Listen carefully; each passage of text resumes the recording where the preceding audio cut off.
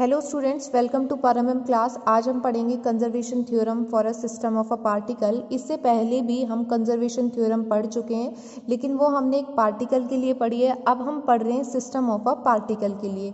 तो इसमें आपकी फर्स्ट थ्योरम आती है conservation theorem for linear momentum of a system of A particle.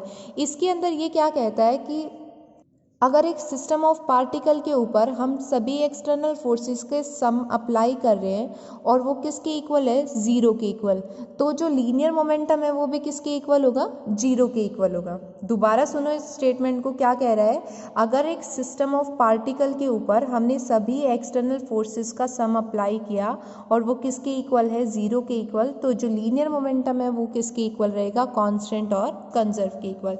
ये वाली चीज़ अब हमें प्रूव करनी है, तो प्रूव करते हैं। देखो किस तरीके से करेंगे। यहाँ पे हम एक सिस्टम कंसीडर कर लेंगे जिसके अंदर नंबर ऑफ पार्टिकल है।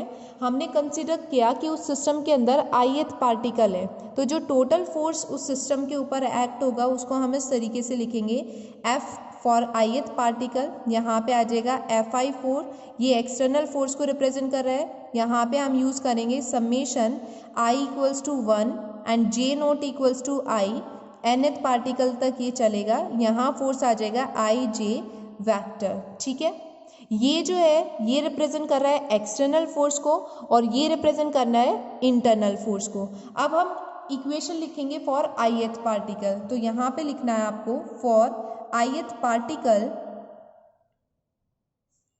Equation of motion is given by, यहाँ पे आ जाएगी ith पार्टिकल के लिए dpi ओवर dt। ठीक है, fi की वैल्यू हमारे पास आ गई, इस वैल्यू को हम यहाँ पे पुट करेंगे। इसको हमने कंसीडर कर लिया equation number 1, put in equation 1 and we get, जब आप ये वैल्यू यहाँ पे रख रहे हो fi की यहाँ पे, तो आपके पास वैल्यू आ जाएगी dpi vector upon dt equals to fi external force plus summation I equals to 1 J not equals to I, nth particle तक ये चलेगा Fi Ji। ये रिप्रेजेंट कर रहा है इंटरनल फोर्स को। ये हमने रिप्रेजेंट किया ith पार्टिकल के लिए। अगर हम कंप्लीट सिस्टम के लिए इस रिलेशन को रिप्रेजेंट करते हैं तो ये रिलेशन इस तरीके से लिखा जाएगा, समेशन रिप्रेजेंट करता है सम ऑफ ऑल टर्म्स को, dpi ओवर dt, इस टर्म को हमने एज इट इज लिखा है और समेशन यूज कर लिया क्योंकि हम पूरे सिस्टम के लिए अब इसको रिप्रेजेंट कर रहे हैं। नेक्स्ट आ जाएगा समेशन I fi, यहाँ पे external force plus summation I equals to 1 nth particle के लिए, देन समेशन ये j पार्टिकल के लिए j equals to 1 to n, यहाँ पे आ जाएगा fi j वैक्टर। ये कंप्लीट सिस्टम के सम को रिप्रेजेंट कर रहा है। अब इसी इक्वेशन को आगे देखो हम कैसे लिखेंगे। यहाँ आ जाएगा समेशन I पार्टिकल के लिए dpi over dt equals to summation I fi external force plus summation I j and j not equals to I, nth particle तक ये चलेगा fi j।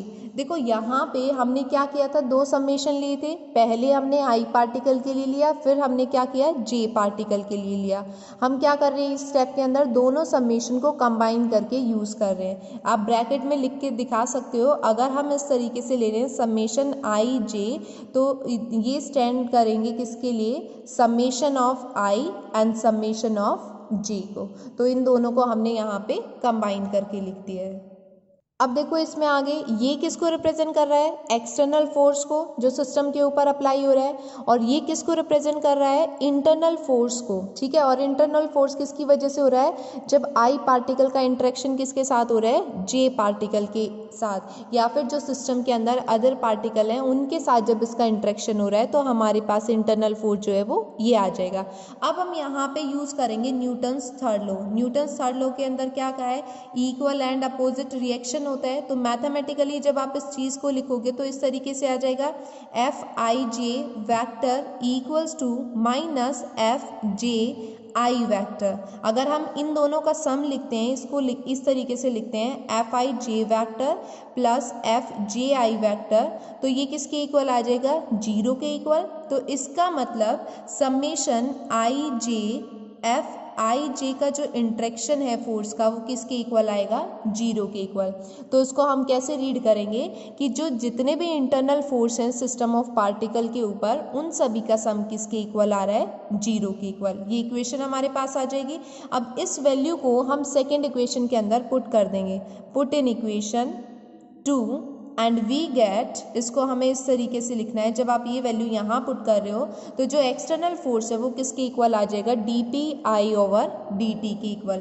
तो इसको हम इस तरीके से लिखेंगे, summation fi external force equals to, जो एक्सटर्नल फोर्स है वो किसके इक्वल आ जाएगा, dpi ओवर dt के इक्वल।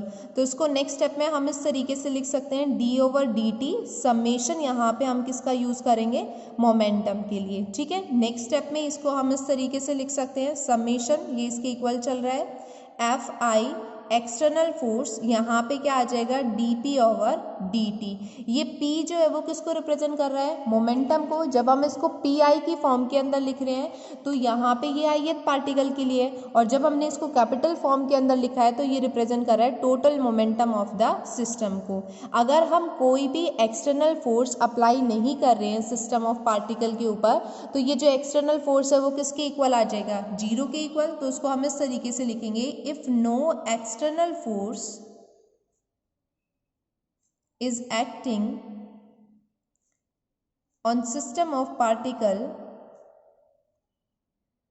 अगर सिस्टम ऑफ पार्टिकल के ऊपर कोई भी एक्सटर्नल फोर्स नहीं है तो FIE इसकी वैल्यू किसके इक्वल होगी, 0 के इक्वल। इसको हमने कंसीडर कर लिया थर्ड इक्वेशन, तो हमें मिलेगा फ्रॉम थर्ड इक्वेशन ये वैल्यू 0 के इक्वल आ जाएगी। तो dp अपॉन dt किसके इक्वल है, 0 के।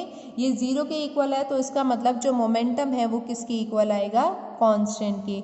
और इस थ्योरम के अंदर हमें क्या कंजर्व प्रूव करना था, linear momentum for the system of particle. और यहाँ पे जो मोमेंटम है वो हमारे पास क्या है, कंजर्व फॉर्म के अंदर। तो ये प्रूव करता है conservation of linear momentum for system of particle, hence proof. इसको आप अलग से इस तरीके से हाईलाइट कर सकते हैं।